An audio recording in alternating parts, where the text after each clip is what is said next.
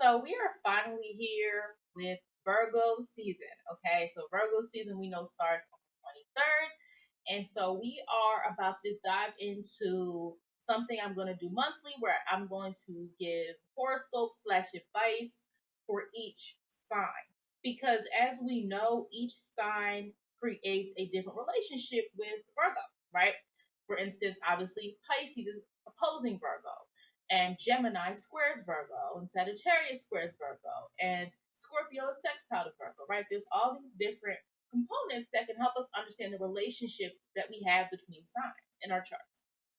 And obviously, your birth chart is going to give you the best information, right? Because a person may have Virgo and Gemini in their chart, but it doesn't square because the degree that these signs are in their personal birth chart, it doesn't make it a square. So it may not be as intense or as challenging of a square as it may be for someone else, where the degrees are really close together. Virgo at 3 degrees squaring Gemini at 3 degrees, right? So just wanted to put that out there. So these are very general. You would have to go to your own chart and see right now where's Virgo. We're going to start off with Aries. What may occur for Aries during this sign? What is energy? What is the advice? Aries may be feeling a little restless right now, or this is a time to use any restless energy that you have to work on something, to repair something, right? Aries and Virgo are quincunx in conjunct signs. Aries doesn't feel like it's in its full throttle right now, right? You might have felt good during Leo season because that's a fellow fire sign, but Virgo energy, it requires the mental, right, faculties. It requires organization, right? You have to organize, you have to think, you have to figure things out before acting. That's not how Aries moves. But especially if you're an Aries rising person and we're using whole signs, Virgo would be in your sixth house, right? In the transit. And so if Virgo is in your sixth house in the transit, this is a great time to organize the things in your daily life, organize situations that require your attention, right? It's not just go, go, go, go, go. It is, okay, how do I look at what's around me and really use my Aries energy to perform the things that have to be done, not just the things that I feel inspired to do?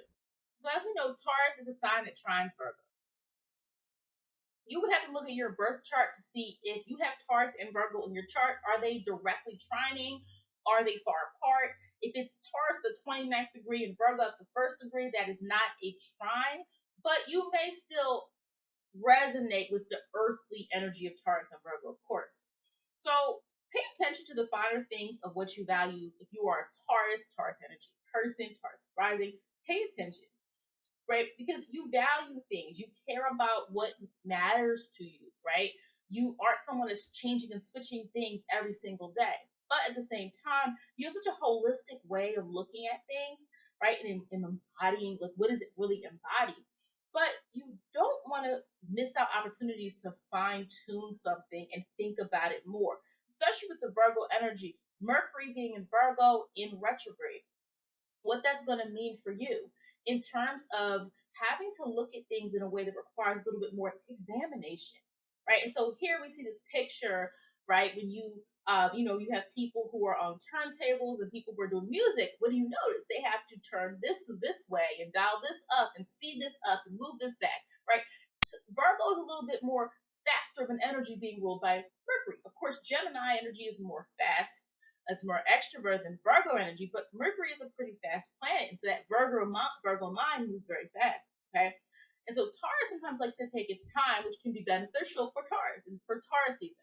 But it's a reminder for Taurus to tune things up, slow it down, move it up, go around, like really tune into certain things and really see what it is that is special about it or special about the relationships or people that you are around, and really appreciate those things, not just for what they mean to you, but also the specific smaller things, which we know is more aligned with Virgo. So Gemini, obviously the other sign ruled by Mercury. Gemini squares Virgo in astrology. And, again, look at your chart to see if it's a direct square between your Gemini energy and your Virgo energy. Now, if you haven't been crossing your I's and dotting your T's, Virgo season will get you caught up. This is during Mercury retrograde. That Mercury retrograde is in Virgo, right? The start is right, it's in Virgo. And so that energy is gonna feel um like a jolt to you in some way. And it doesn't always have to mean it's a bad thing. I tell people all the time with astrology, use the energy before it uses you. What are you doing during this time? This season wants you to drill into the information you're obtaining and focus more on dissecting it. If you've been ignoring something that you need to spend a little more time with, this is what this Mercury in retrograde energy might do for you, right? You're still going to be your natural Gemini self, but you're the other sign that shares the same ruling planet as you. This energy is going to kick up, and it wants you to use Virgo energy in a way that's going to help you see things in a little bit more clear way, be a little bit more distinct about things, focus and work on something specifically instead of letting all the ideas kind of swarm around you, right? But again, because Mercury is your ruler, you can work with this energy. So Cancer. So Cancer is one of the signs that sextiles Virgo. So Cancer and Virgo sometimes have a pretty good relationship in terms of energy because both are very private. Both can be quite reserved for different reasons. One is the water sign, one is an earth sign. But at the same time, it can be beneficial for you, especially if we're thinking of you coming to a place in a time right now where you understand you need more information. You need to learn something and figure something out in a way that's going to require a little bit more intentionality. Now, one thing to note here is that if you are a Cancer rising, especially, what you're going to have happen is Virgo is going to go through your third house. Now, again, we're using whole signs, Placidus degrees, and all that. And things can shift around for some people, but if Virgo is passing through your the third house of information, right? You are sextile with Virgo, as I said, but it means it doesn't cause too much of a disruption, right? You may disconnect slightly from pure emotional charge, right? Even if someone or something is usually an emotional experience or trigger for you, Virgo season requires you to look at things in a way that's going to require more mental, exploration of something. You're going to have to figure things out in a way that kind of, it doesn't mean your emotions or it doesn't mean you take a back seat. It means that you're figuring things out. Let your mind roam. When we shift seasons, it's important because shifting seasons means that you get to experience something more than just what you want to be in, right?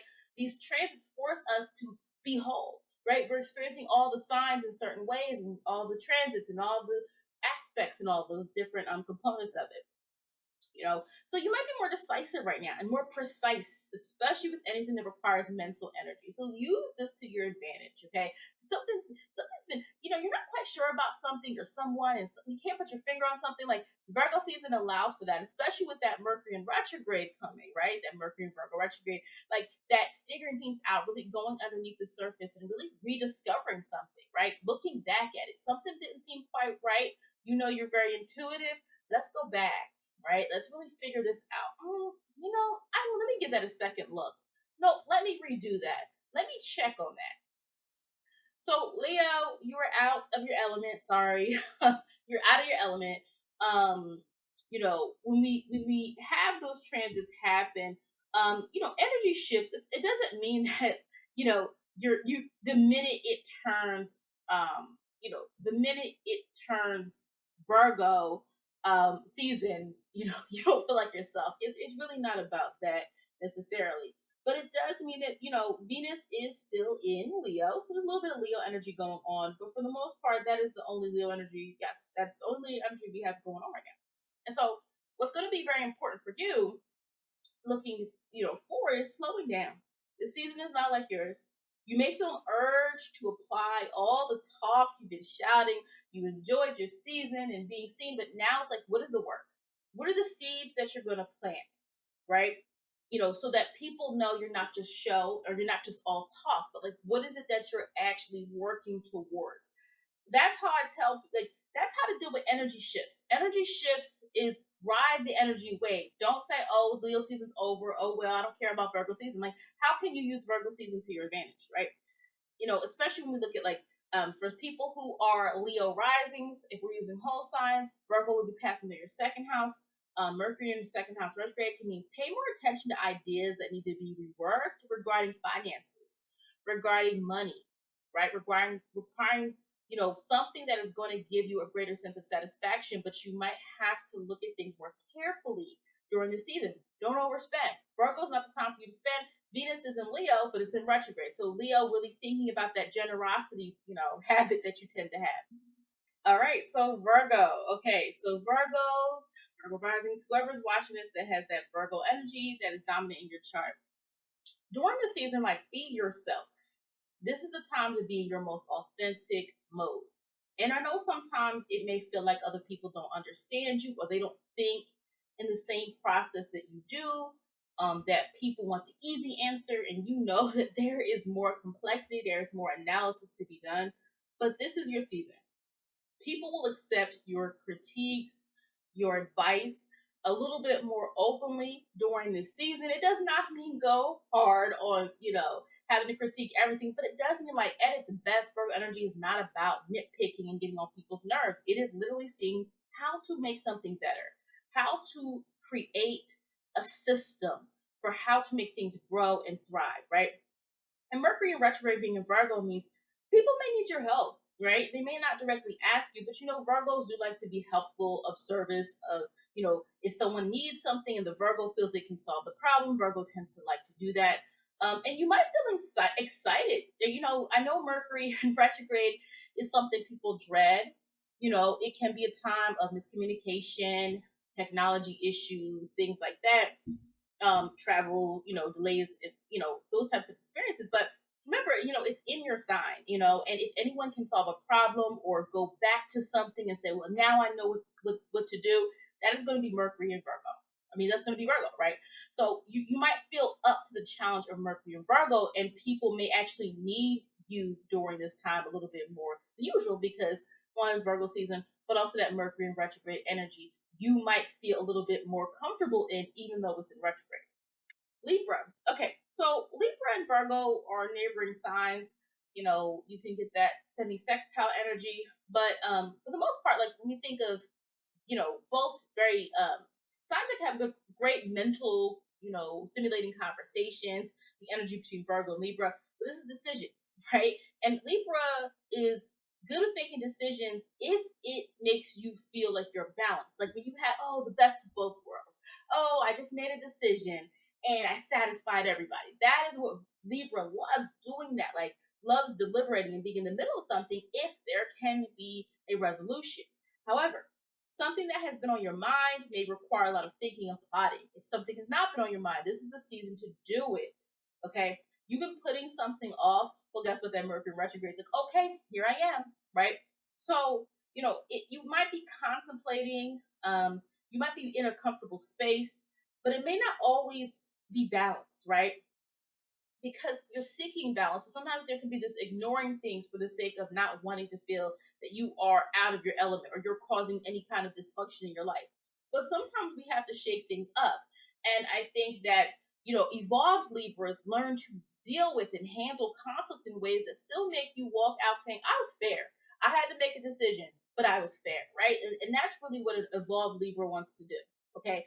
You might feel a little introspective during this time as well, especially if you are Libra rising, because that Virgo energy using whole signs would be in your 12th house, right? In retrograde. So this could be like trying to find yourself, trying to figure things out, feeling like you have a lot of thinking to do, right? When you think of Virgo versus Gemini, Gemini might have a lot of talking, a lot of expressing things. Virgo, I have a lot of thinking. I have to think about this first. I need to internalize this and interpret this information before I'm doing something with it. Scorpio. So Scorpio can feel comfortable sometimes in Virgo season. Scorpio is a sextile sign to Virgo. Again, look at your chart to see what the actual relationship is in your individual, birth chart. But if you can let go of something, Scorpio, you could see what's really wrong. So this is a great season to examine something that you kind of have been holding on to, or something that you have attached yourself to, because Scorpio can be really good at attaching to something, an idea, a concept, a person, a situation, attaching, right? And really applying that energy, like, this is mine, right? That's very Scorpio like in nature.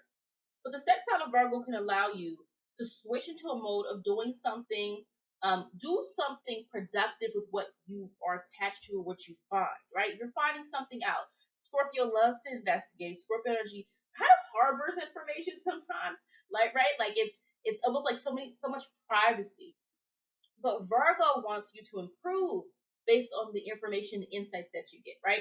At its best. We're not talking about Virgo energy in a, the critique and the nitpicky and all the stereotypical types of things people say. Virgo wants to make things useful. Virgo likes to make itself useful, right? So it becomes about what is it that you're attaching to, Scorpio, and how are you allowing yourself to improve, evolve, change. This is during Pisces and Virgo season is when Scorpio is going to have the most chance of flexibility. If you realize there's a part of your life or a point in your life that you want to start changing something and it's been hard any other season, Pisces is your trine sign, right? And Virgo is your sextile sign. So during these mutable signs, mutable phases, especially with these two signs, because the Scorpio is in conjunct, right? And Sagittarius is right next to you, but that's semi-sextile. It's not as strong of an energy necessarily. So this is going to be the best time for you to work on something that is going to be create a habit, a routine, something that you can emerge from feeling like, wow, I worked through that, and now I feel like I've actually made a change. Scorpio doesn't like change; it likes transformation, and everything has to be this big thing. But sometimes we have to just work on something for a little bit and say, okay, here's what it is. That's kind of what Virgo tends to do. So this is the season that you can be a little bit more flexible, have a little bit more adaptability. Sagittarius during Virgo season. Okay, so Sagittarius. Well, we know that there's a square, right? Now go to your chart and see is it a direct square. I'm a Sag Moon, Virgo Sun, but my Sag Moon and my Virgo Sun do not square because the degrees are too wide apart. Now, what I'll say sometimes, you can be very wise. Some Sagittarius individuals can be very knowledgeable, of course, but Sagittarius often feels like adulting's hard, right? Sagittarius is not a sign that loves responsibility on the day to day. It loves big responsibilities, being the messenger. But the day to day stuff is more Virgo. But because you like to see the end result, so here I have this picture of a puzzle piece. And the point here is like Sagittarius energy likes the puzzle done. Like Sagittarius loves the end result of something. But Virgo is the one that loves the process of piecing together the puzzle. And so here it's like, you like to see the end result, the big picture, but it's like you have to start to respect the small things that go in place, those growing pains, those small things. If you feel like you're dealing with setbacks or menial tasks, think about why is it worth it? Because it is, right? Sometimes it is worth it to go through the nitty gritty of things. And so really capitalize on the season to do that. You might be like, I already did this. I had this great vision and now I have to go back and do this thing, right? Mercury in Virgo retrograde, but maybe there's something you missed. Your professor tells you, some of y'all, that are in college, like, go redo this paper or you missed something. And you're like, what? I spent all night doing this. And then you go back and you did miss something. So you learn, okay, I do need to double check things more. Or maybe you go back and you learn something new and you're like, oh, this is an interesting fact that I learned, right? So that's just an example, but that's the kind of, types of experiences that I would say could occur. All right, so Capricorn. So Capricorn. Virgo and Capricorn are both earth signs, obviously. They trine in astrology. Look at your own personal chart to see if Capricorn and Virgo is there and trining, but Capricorn and Virgo's difference is in the flexibility, right? Capricorn doesn't really have a flexible mode. This is how it is, this is how it's going to go, this is how it's been, and I'm delegating how this is going to get done, and I need it to be productive, even if we're not talking about work type of stuff. Like Capricorn has that kind of drive of like, whatever we're doing is going to work, it's going to be productive, we're going to see it all the way through. Virgo's mutable energy. Virgo is Earth, but it knows a little bit more how to shift gears, right? So we have a gear here, right?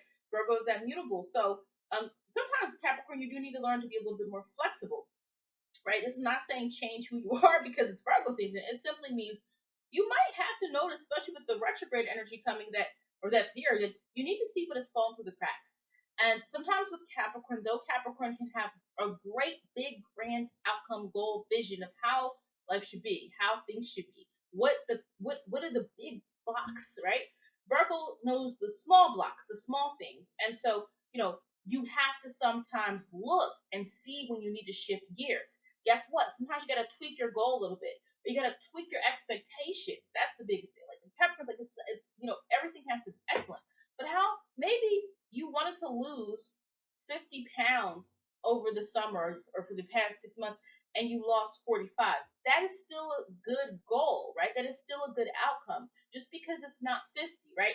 I'm not saying all Capricorns are like that, but sometimes like you do hype yourself up to this kind of big grand like finale of something. So Virgo reminds us of the importance of respecting the process. So if you learn something about the process, that is still success. That's just an example there, right? Being more flexible about the things that the outcomes you have. And yes, we know outcomes are important, but noticing and understanding that the process helps you make plans for the future as well.